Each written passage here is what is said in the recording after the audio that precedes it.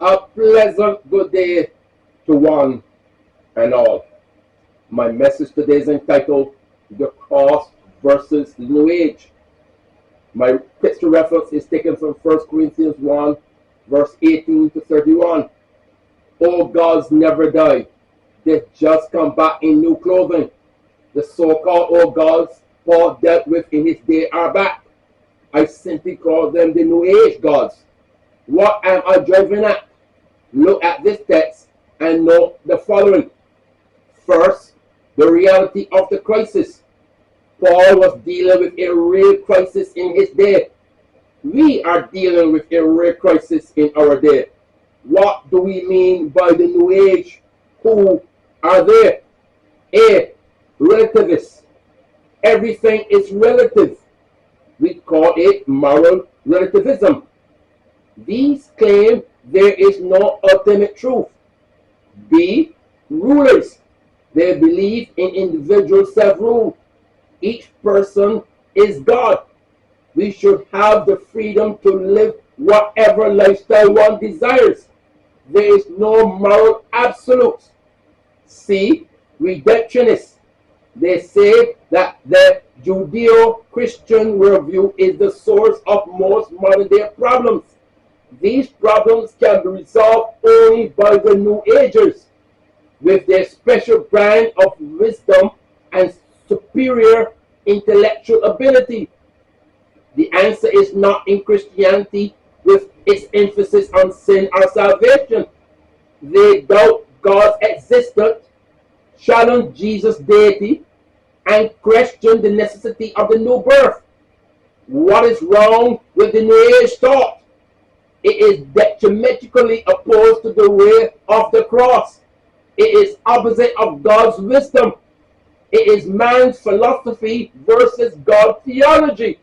Secondly, the response to the cross, verse 18 to 25. The cross elicits various responses from people. A.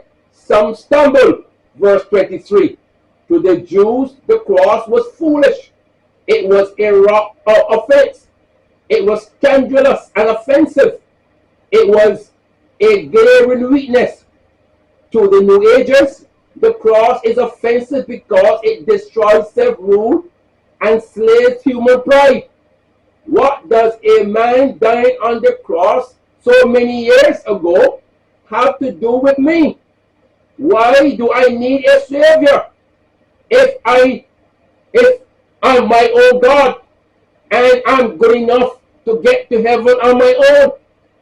B. Some scoff, verse 23. To the Greeks, the cross was senseless. It was nonsense.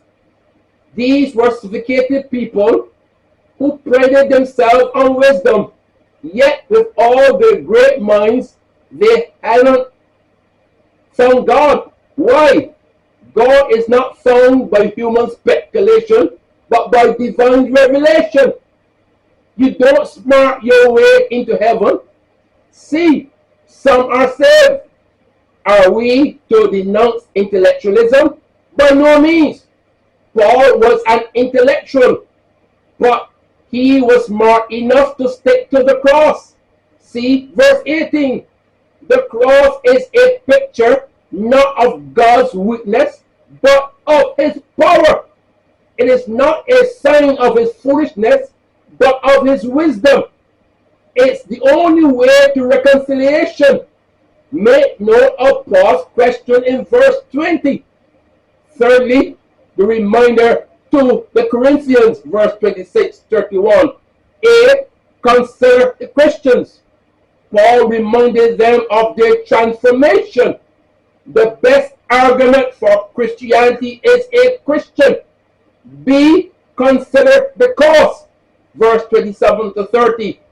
God chose not by merit, wealth, influence, intelligence, or social rank, but by grace. C. Consider the course. Verse 30-31. Because of God's wisdom, every believer has 1. Righteousness, right standing before God. 2. Holiness, set apart for God's purpose. redemption, fully redeemed, according to 1 John 3:2. This is God's wisdom. The cross is the only answer to our sin problem. All gods never die. They just come back in new clothing. They are everywhere. But my friends, just stick to the cross. Christ will always win. May God richly bless you.